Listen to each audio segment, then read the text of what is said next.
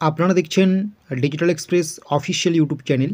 তো আপনারা জানেন পশ্চিমবঙ্গ সরকারের খুবই গুরুত্বপূর্ণ একটি প্রকল্প যুবশ্রী প্রকল্প। এই যুবশ্রী প্রকল্প নিয়ে এই মুহূর্তে একটা গুরুত্বপূর্ণ আপডেট উঠে আসলো। কী সেই আপডেটস, সমস্ত কিছু কিন্তু আপনারা জানতে পারবেন আজকের এই ভিডিওতে, তাই স্কিপ না করে শেষ পর্যন্ত দেখতে থাকবেন। আর যদি আপনারা আমাদের এই ডিজিটাল এক্সপ্রেস অফিসিয়াল ইউটিউবে আজকে নতুন হয়ে থাকেন, সাবস্ক্রাইব করে নোটিফিকেশনটাকে অন করে রাখবেন। এর ফলে আমরা যে গুরুত্বপূর্ণ আপডেটসগুলো দেব, প্রত্যেকটা আপডেটস কিন্তু আপনারা সবার আগে পেয়ে যাবেন। তো আপনারা অন স্ক্রিন দেখতেই পাচ্ছেন কী বলা হচ্ছে। আপনারা জানেন পশ্চিমবঙ্গ সরকারের খুবই গুরুত্বপূর্ণ প্রকল্প যুবশ্রী প্রকল্প। আপনারা যারা যুবশ্রী প্রকল্পের টাকা পাচ্ছেন, এবার থেকে অনেকে আপনারা টাকা পাবেন না। ইতিমধ্যে আপনাদের ফোনে এই এসএমএসটা ঢোকা শুরু হয়ে গিয়েছে। যাদের এই এসএমএসটা ঢুকছে তাদের এই মুহূর্তে কী করা উচিত, আপনাদের যাদের এই এসএমএসটা ঢুকছে আপনাদের কি করতে হবে না করতে হবে সমস্ত কিছু কিন্তু আমি ফুল ডিটেলস জানিয়ে দিচ্ছি।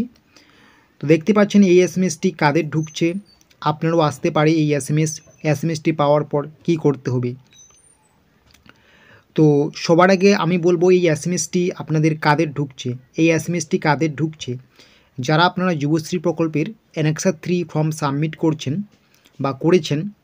তো অ্যানেক্সার 3 ফর্ম সাবমিট করার পরে এমপ্লয়মেন্ট ব্যাংক কিন্তু আপনাকে সন্দেহ করছে যে আপনি কোনো ভুল তথ্য দিয়েছেন, ফেক তথ্য দিয়েছেন। এর জন্যই কিন্তু এমপ্লয়মেন্ট ব্যাংকের পক্ষ থেকে এই এসএমএসটা আপনাকে পাঠানো হচ্ছে। আপনার কিন্তু অ্যানেক্সার 3 ফর্মটি আবার রিভেরিফিকেশন করা হবে। এটা পুরোপুরি এবার অফলাইনে করা হবে। রিভেরিফিকেশন করার পরে যদি দেখা যায় যে আপনি যুবশ্রী প্রকল্প পাওয়ার যোগ্য, তবেই পাবেন, না হলে কিন্তু পাবেন না। তো এই ফর্মটার মধ্যে দেখতেই পাচ্ছেন যে আপনাদের কিন্তু রিকোয়েস্ট করা হচ্ছে মার্চের 5 তারিখ থেকে শুরু করে মার্চের 17 তারিখের মধ্যে কিন্তু আপনাদের এমপ্লয়মেন্ট এক্সচেঞ্জ অফিসে কিন্তু যোগাযোগ করতে হবে যাদের এই এসএমএসটা আসছে। তো আপনাদের সমস্ত কিছুই কিন্তু নিয়ে যেতে হবে ডকুমেন্টস।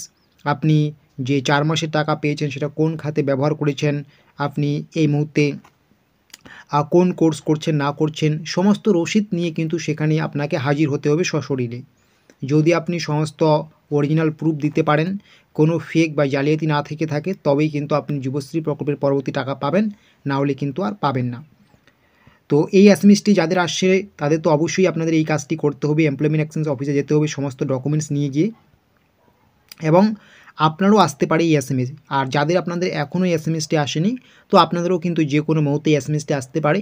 তো এই এসএমএসটি আসলে কিন্তু অবশ্যই আপনি এমপ্লয়মেন্ট এক্সচেঞ্জ অফিসে চলে যাবেন, ঠিক আছে, এই সময়ের মধ্যে 17ই মার্চের মধ্যে। আর আপনাদের যাদের লাইভ কেস দেখাচ্ছে যুবশ্রী প্রকল্প স্ট্যাটাসের ক্ষেত্রে, তো আপনাদের তো সেরকম কোনো ভুল নেই, আপনাদের অলরেডি অ্যানেক্সার 3 ফর্ম সাবমিট হয়ে গিয়েছে। তারপরেও কিন্তু এই এসএমএসটা আসতেই পারে, তার জন্য কিন্তু প্রস্তুত থাকবেন। আপনার এই এসএমএসটা পাওয়ার সঙ্গে সঙ্গে 17 তারিখের মধ্যে আপনি এমপ্লয়মেন্ট এক্সচেঞ্জ অফিসে চলে যাবেন, ঠিক আছে।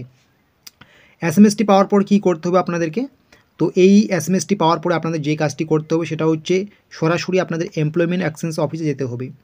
সেখানে আপনার প্রয়োজনীয় সমস্ত ডকুমেন্টস নিয়ে যেতে হবে, সেগুলো সশরীরে দেখাতে হবে, এবং সমস্ত রসিদ নিয়ে যেতে হবে। আপনি এখন কোন কোর্স করছেন, সেই টাকাটাকে কোন কাজে ব্যবহার করলেন না করলেন, সমস্ত কিছু A to Z কিন্তু দেখাতে হবে।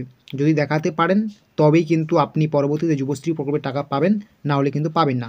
তো এই এসএমএসটার মাধ্যমে কিন্তু এটাই বোঝানো হচ্ছে যাদের আপনাদের এই এসএমএসটা আসছে, আপনাদের কিন্তু অবশ্যই মার্চের 5 তারিখ থেকে শুরু করে, এবং এটা শুরু হয়ে গিয়েছে, 17 তারিখের মধ্যে কিন্তু এমপ্লয়মেন্ট এক্সচেঞ্জ অফিসে গিয়ে আপনাকে কিন্তু যোগাযোগ করতে হবে, ঠিক আছে। তো আশা করি বুঝতে পারছেন।